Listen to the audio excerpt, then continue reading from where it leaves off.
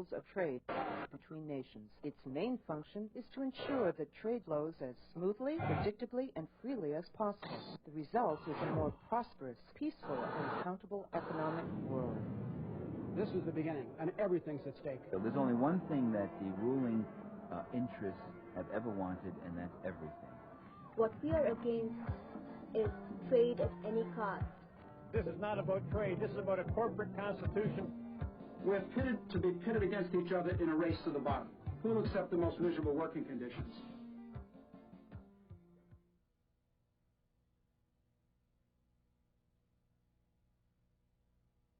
Well, I think it's a very telling fact that you can go out on the street anywhere in the United States and ask people to give you one sentence about the World Trade Organization, and they won't be able to say one intelligible sentence about what it is, where it's based, what it does, when it was created, whose interests it serves, whose interests does it hurt.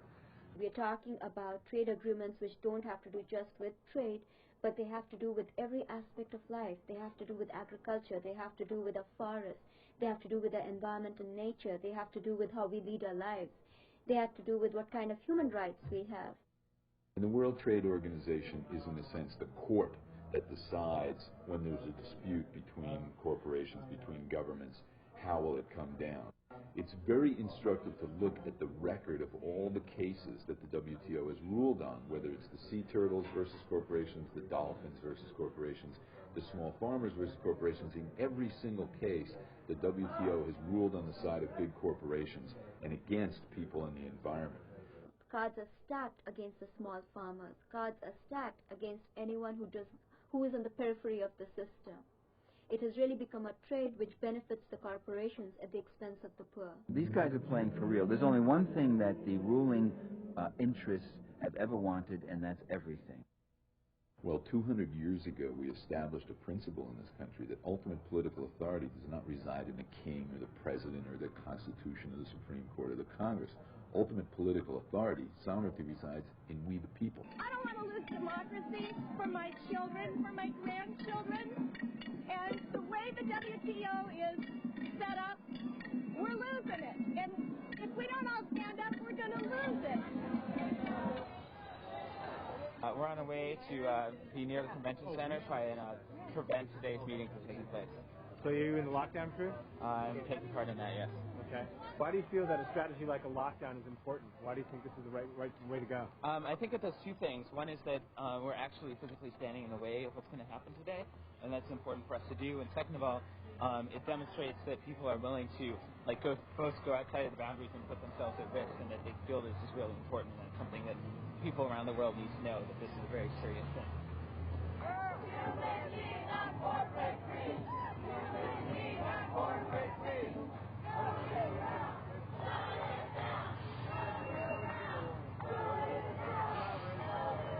My name is Gopal Dayaneni. I'm a preschool teacher from Berkeley, California.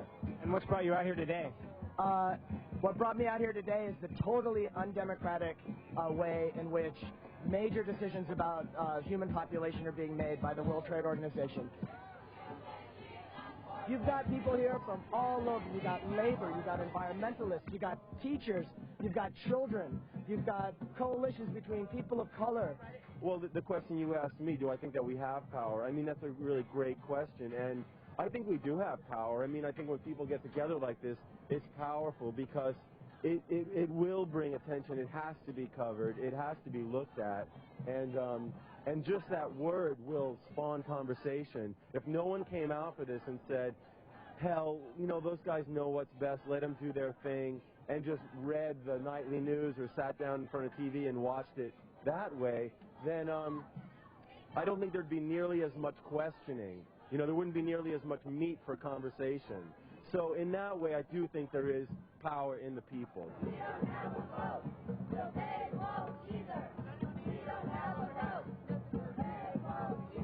What's going on here today?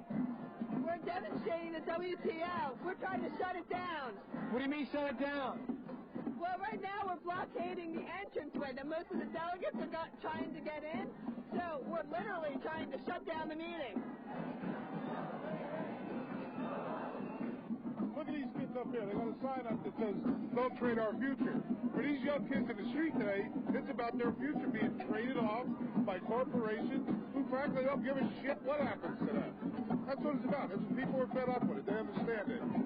Direct Action brought these people together. Many of them on the street I've talked to have never been in a direct action before. They feel very empowered. They're starting to understand that people can be empowered and take charge of things themselves, and direct action is perfect for getting people in that role to take charge over their own lives.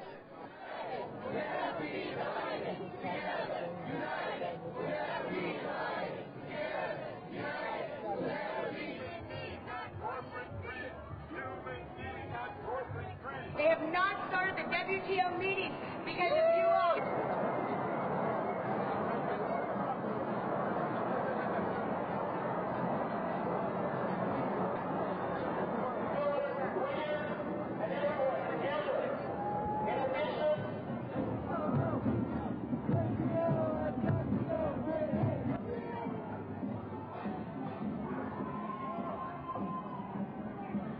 I've seen an incredible amount of discipline on the side of the protesters. I've seen people remain composed under unbelievably duressful situations.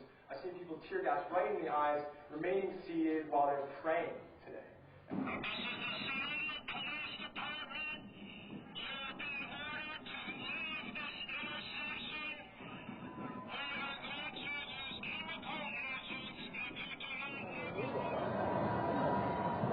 It's dead tear gassing 16-year-old girls sat on the ground.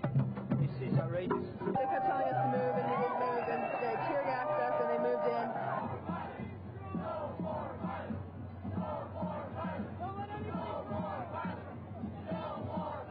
The police began to spray tear gas into the crowd and shot rubber bullets indiscriminately into the crowd.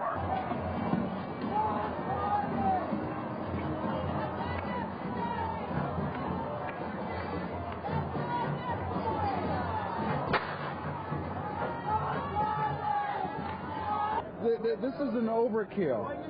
They could have had these guys standing way back around the corner, had regular officers out here.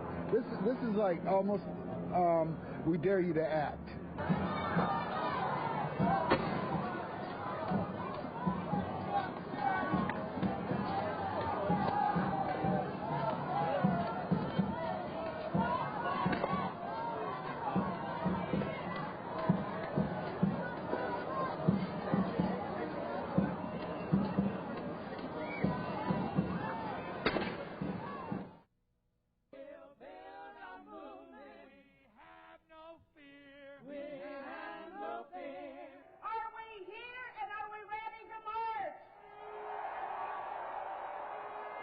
Vine a Seattle para unirme con todos los trabajadores y trabajadoras del mundo para juntos y juntas reclamar nuestros derechos.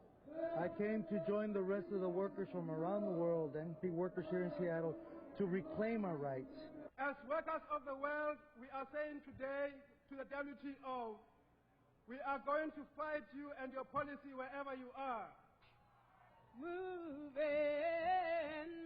on.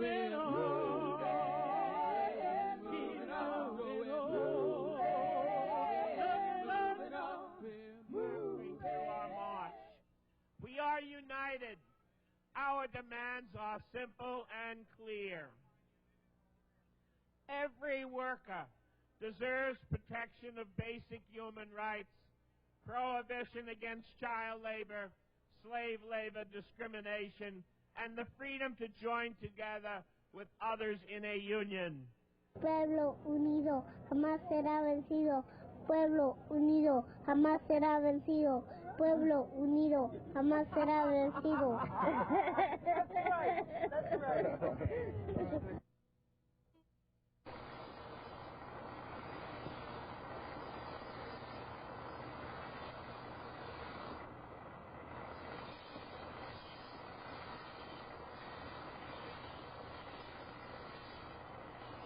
We've gotten hundreds of orders in the last 3 weeks for riot batons.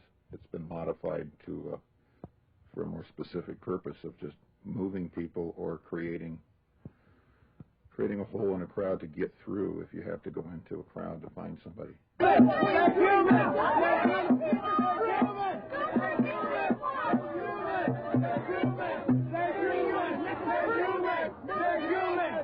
human. Got the cam grip shape, so it fits the natural shape of the hand. And it gives the person using it the feeling of having a striking angle, a striking edge. So they get proper striking technique and can roll that thing to get compliance and submission for the person you're putting down. Or if the crowd is just simply pressing against the officers when they're trying to control them, it's something to keep some space between the officers and the front of the line.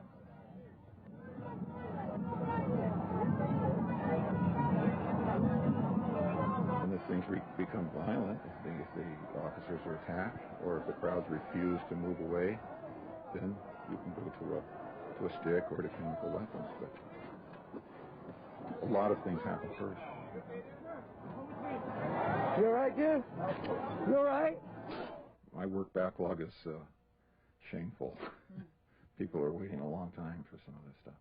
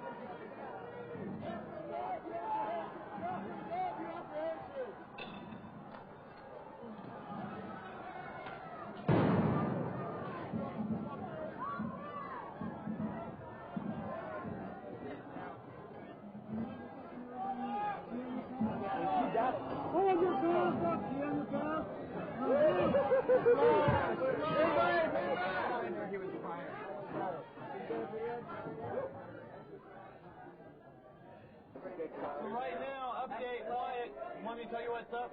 They're not even talking to us. They're not even telling us any kind of orders. They won't tell us who's in authority.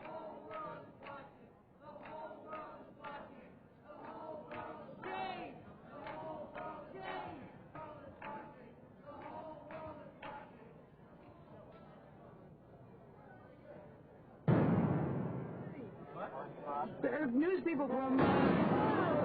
Jesus, did you see that?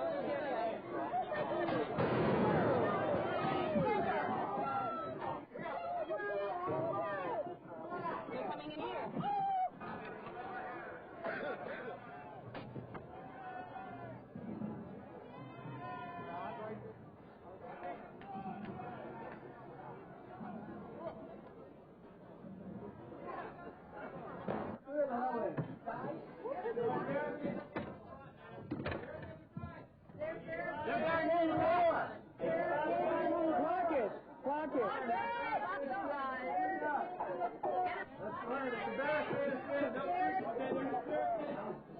Look at this. What kind of people are these? So scary. Have we got a judge up here? Look at you. I can't believe this. This is surreal.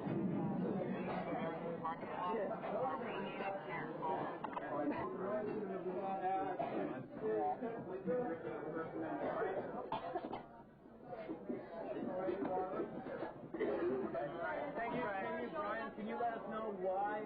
I was ordered. I know, I understand. Keep you guys in here. I'm following the word. Yeah, I understand that. As far as it goes for me, I'm doing what I was told to do. Okay, man. The guy behind him with the mustache, you want to talk to him, Joe? You go back down. Okay. Close the door.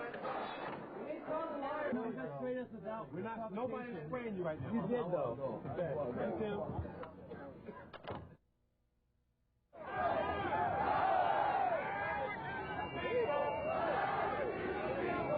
We came to Seattle as steelworkers and environmentalists committed to the cause of social justice to our people and our planet. Because in this global economy, we are bound together. We are bound together in a way that we never have been before. When labor and students and environmentalists and human rights activists stand together, we can and did shut down the WTO. There's an unbelievable power in the people, in the trade union movement, when we work together. When we take the human rights activists, the environmental activists, the civic groups, our community coalitions, and we ally this with the labor movement, there's no force in the United States that can turn us back. You're in the rain in the streets of Seattle because you're not in the WTO in the ivory tower. You were treated shabbily. If this was my city, I would apologize to you for that happening in this city. And I want to welcome, this is where you belong, right here with the labor movement. I think it's making history and it's exciting. And it's been very exciting to see the labor movement come together and really enforce, be out there and send a message to people that we are against the WTO. What is going to come out is that the message has been sent all across the world and all across the United States. What we're going to see is that people are getting energized. I'm a member of Earth First, and we work to protect the environment. And we recently entered into an alliance with the steel workers. We have an alliance for sustainable jobs in the environment. And we're completely tired of we don't buy into this, there's jobs and environment thing. We want them both. We deserve them both. And we need them both. We were able to show a good demonstration against the WTO, and I hope they get the message from us, from the labor movement, and from the rest of the groups too. I'm a locked out steel worker now for going on. This starts our 15th month right now today, and I don't appreciate our jobs all going overseas to a lower pay. If they want to send jobs over there, pay them comparable wage, then it isn't as bad a deal. But when they're just going over there to give them pennies on the dollar so they can make them dollars, that's not right. Not right to not only the workers but to the environment, because they do not have the environmental laws in other countries that we have here. Say no to WTO. We think WTO is going to ruin the lives of the American people as well as the lives of the people of color all across the third world. Yesterday was just wonderful. I mean, I can't remember the last time a major American city was shut down by progressive forces protesting corporate greed. Well, I think it's really great that the people are speaking up. It's time that we did not turn our backs on sweatshop workers in other countries, and also on child labor, and on all the human rights abuses. And I think people are waking up in the U.S. A couple more books? Oh, hell, that's stupid. Who are they going to guard? Are we going to invade the country? We live here. It was one of the rubber bullets that the police fired at the demonstrators yesterday. And I was actually there when that was happening, and it seemed like the tear gas was fired first, and then people started breaking windows as a response.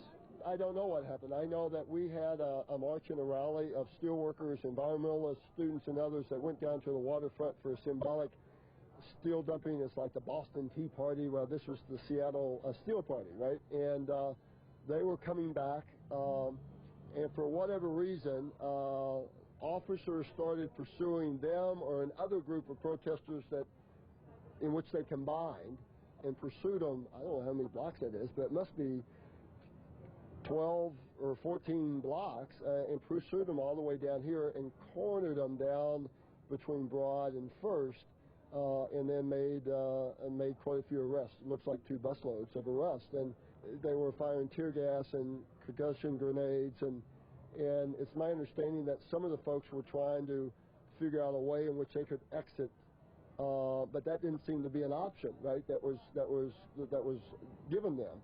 And so I was trying to just help. The few windows that were broken were no big deal compared to what could have happened.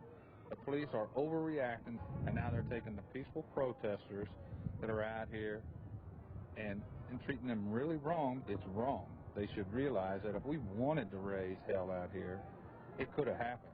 The laws and the legislation that we pass is really overridden by the WTO.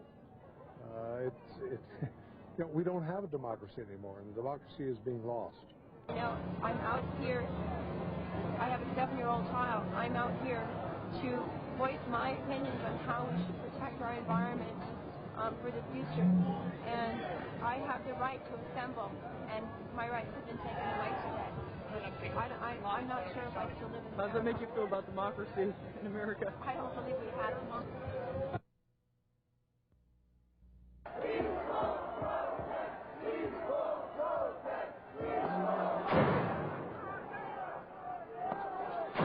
The very first shot I heard, something hit me and I fell. And then I think a couple other ones must have opened fire because as soon as I looked back up, there was a few piles of smoke coming up, and I kept hearing more shots going out, and people were staggering. So I don't have anything wrong. You were coming up from the steelworkers rally, maybe 1,000 people or so, and only 6 cops, and you were walking parallel to the police line, and one of them knelt down and suddenly opened fire.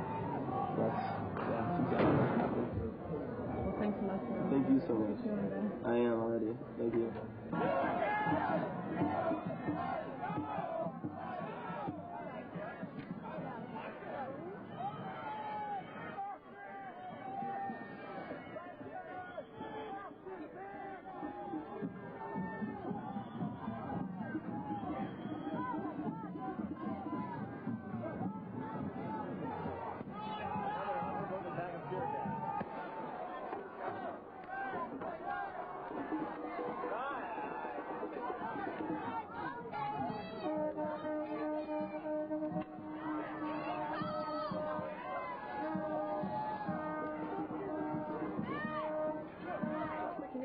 What happened? Well, we're legal observers, and there was a march down the street, perfectly peaceful, arm in arm, and the police simply opened fire, no warning, tear gas, rubber bullets. They came in masse, and now they're chasing people with armored cars. This was a peaceful demonstration that included labor, that included young people, that included all kinds of people. It was completely unprovoked, totally unprovoked. The Lawyers Guild and a lot of other people actually have trained legal observers to be out in the community and not to really be involved with the demonstrations, in fact to stay somewhat removed from them, but to be able to be in very good positions to observe, especially to observe the behavior of the police. They've been ripping gas masks off people's faces. They have apparently, we've heard rumor, found it to be under martial law, to be against the law for anyone other than police to have tear gas or gas helmets on, and so they're ripping them off people. Well, I heard there was something about a mayor saying there's a mayoral decree saying you couldn't have signs, protest signs. Right, they've also removed protest signs from people, anything that declares any kind of opinion about the WTO is being removed from people. I think the basis of it is this state of emergency where Mayor Schell said that if people are seen within this certain region and they engage in protest, they'll be considered automatically to be doing something unlawful. It's really a fairly blatant suspension of the constitutionally protected right to assemble and to speak. So, you know, when that spins into, well, now you can't even own a gas mask, now you can't own a banner, now you can't own a protest button, you know, it seems that those can't possibly be restrictions on people that have any basis in the Constitution. Orders that gave the orders to move forward. We were standing there asking to go through. We did not provoke them. And I saw them pepper spray her directly, and they tear gassed all of us. I saw them push her down and walk through her. We had a rally down at the docks, and we went through the Pike Market and came up to the corner and saw those police chasing the kids down the street. These are the same kids that have been marching with us. They weren't doing anything wrong. And they were tear gassing them, and I've never seen it before, and I said, well, let's stick around and watch it. Now they tear gassed us, and now they pepper sprayed us.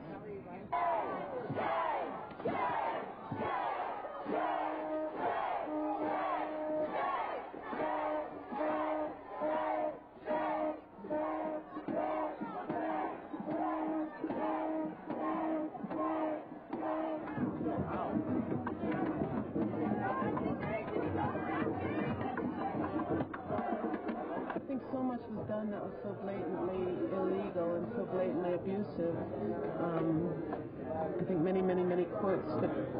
the favor of people who were victimized, whose rights were violated, whose bodies were brutalized, and I suppose it depends on the court, but they're not marginal legal issues. They're pretty clear, I'm just so ashamed of my country right now. I'm crying because I got pepper gas, but I'd cry anyway.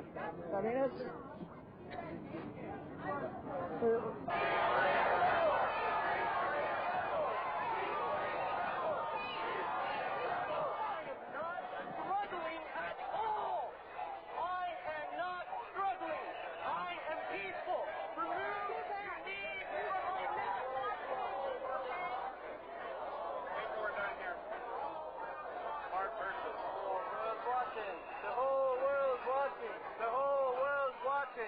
For many people visiting or working in downtown Seattle, today was downright scary. Starbucks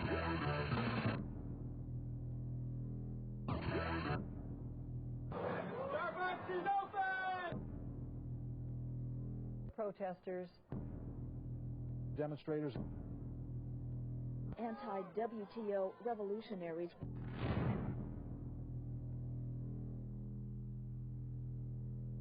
gangs, looting, taking advantage.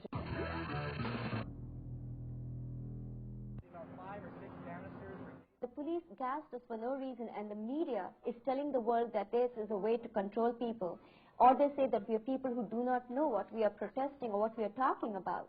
The whole focus has been on the violence and the destruction of property, not on the issues that people are out here demonstrating about.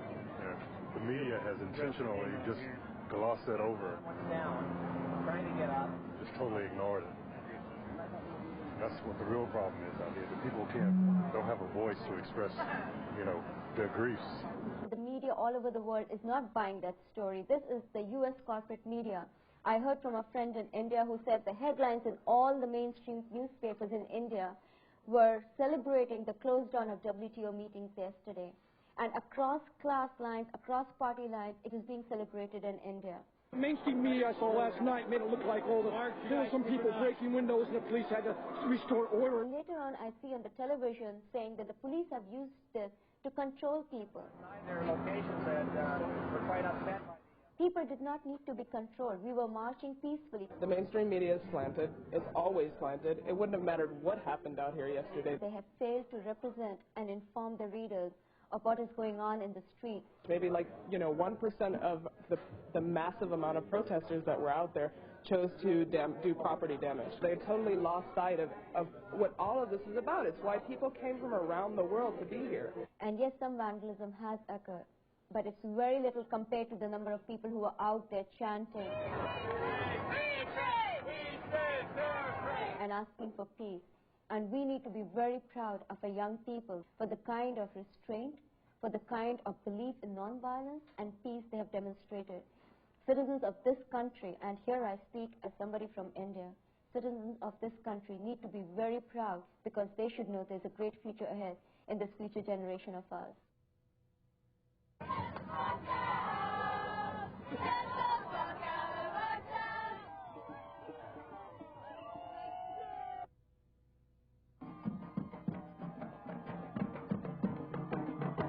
We're speaking out for the people. I was really pissed off this whole Generation X or apathetic portrayal of like young people when in fact we're our people I've seen are incredibly passionate, and the problem usually has been the lack of options we have for expressing ourselves. People have realized how much youth are organizing and how educated youth are and how dedicated youth are and how important they are. There were a lot of minors. We had to do separate jail solidarity training. I've been out on the streets every single day this whole week, and every time I go home, I watch TV and it's totally fucked up. The media's been covering it so wrong, and it's been always geared towards violence and riots when there has been no violence or riots towards particularly the youth activism. A lot of the time, the media does play us like they're just young and idealistic, they'll sell out like all their parents did in the 60s.